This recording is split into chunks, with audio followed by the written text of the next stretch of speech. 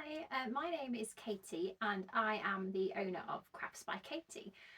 I make keepsake quilts out of baby clothes and adult clothes, so I just thought I'd introduce myself and give you a brief talk through an example of one of my keepsakes to hopefully answer any questions that you might have.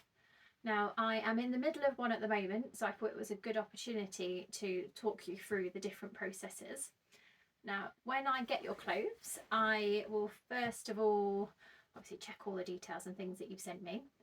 So this is a large keepsake quilt. We have the option of a quilt or a blanket. So this is the quilt option.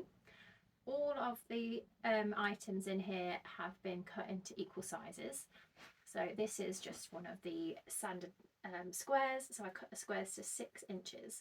Now, if you've got items that are much bigger, if they're bigger t-shirts, or you like the idea of it looking a bit more unique, I guess, then you can pick the mosaic option, or triangles, or there's lots of different options on there. But this is generally the most popular one. Occasionally I have an item that I don't know where to crop it down. So I might leave one slightly longer or slightly wider. So you can see there is an example of that here with that elephant one, because I just didn't want to lose the bird on the top and I didn't want to lose the majority of the elephant by chopping him off. And that still works, so that is all included in this price as well. There's just a couple of them. If there are a lot of items like that, then I'd probably get in touch with you and ask you if you're happy for me to crop them or if you wanted to go with a different style. So the top layer here is the patchwork.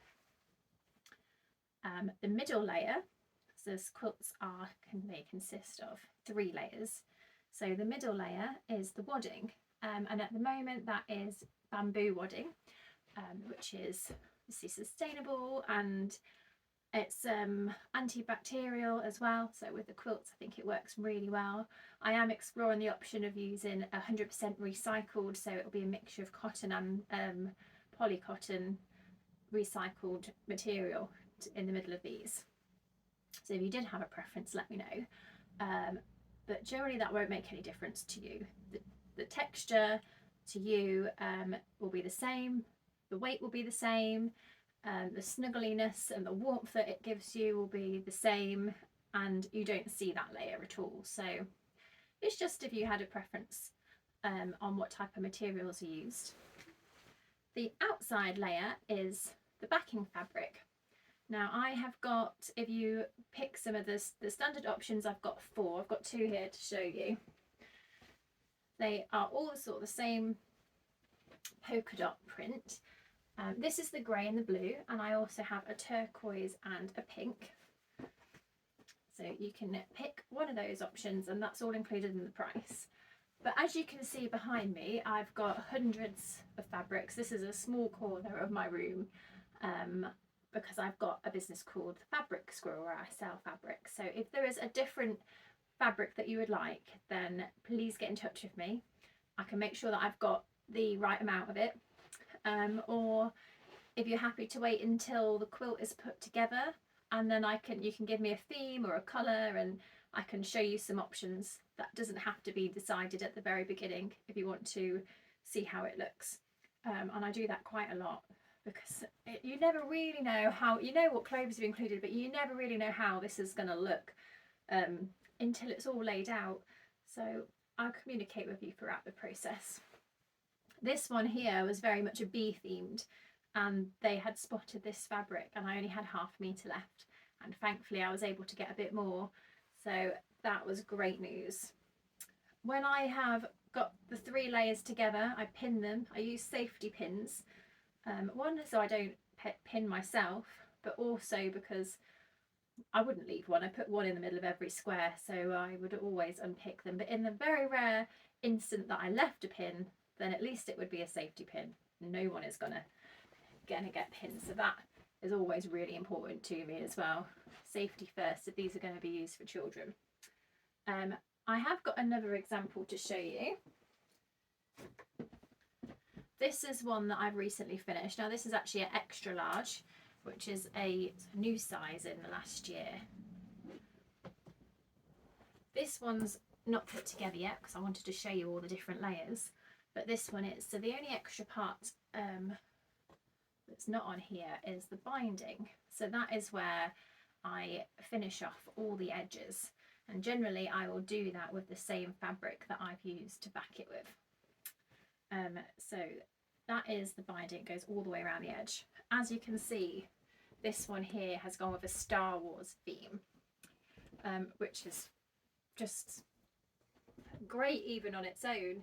And because this is an extra large one, the fabric that I use is only 110, 112 centimetres wide, and these are wider. So I have used fabric from their clothes to make it up to size. So that is always satisfying to just get a little bit more out of the clothes as well, and just add like a fun extra detail. This one, I'll turn it around so you can see. This one had a few items that were a little bit bigger, so I have done a patch here which is with 4 squares. There's one slightly longer, but the majority are all equal sizes. So that's a really fun one. A good example actually on here, if you're worried about what you can include, I add a lot of these sequin designs. They're absolutely fine to include.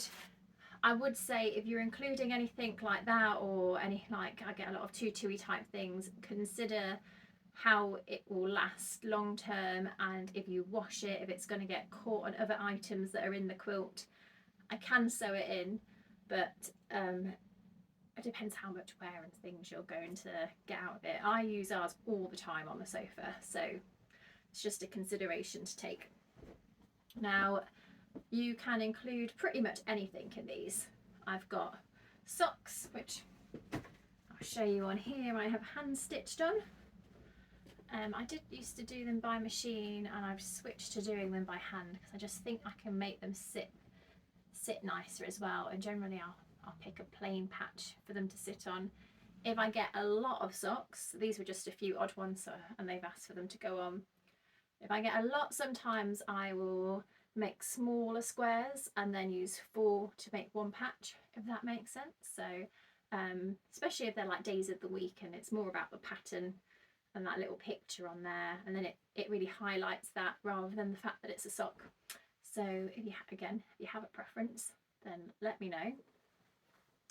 I always try and pick out the details that make your items special. So for example, if there are the odd bits of collar, or if they're dungarees, I might not use the dungaree part on all of the items if it's a really fun print, or there are pockets as well, just to mix it up a bit. But if there are a few, then I'll pick it out. So this one here is a little pair of dungarees, so you can see that I've used the buttons, and this one here had the collar, and it's those little items I think that make the items special, so I try and keep those in. And again with ears, lots of things have ears on. I can't always include them. There are a few on here that I haven't included the ears on because they were small and it just wouldn't have worked. But I have unpicked these particular ears and sewn them back on because I thought they were quite cute, and they didn't look odd if they were replaced closer together. And this fox was a hat, and I felt that the ears were a very integral part of the item, so I have folded them in a way which meant I didn't have to trim them, and in fact I think they actually sit much nicer now. So yeah, I treat everything individually so I get the most out of your quilt. I never have a set plan until I'm doing it. So if you do have anything in particular that you've seen, any way that I've used clothes, that you go, I really like how she's done that, please let me know, because I don't do it every time. The sort of quilt ends up talking to me. Although I do communicate with you throughout, I would much rather you go, I really like the way you did that, please may you do it. So that's talked through all the process. If you have any questions, then always feel free to message me. You can have a look on the Crafts by Katie website, and all the different sizes are all listed there, and all the information that I've shared today is listed on there as well. But I thought sometimes it's nice just to see it and see it talked through, so I hope you found this video helpful.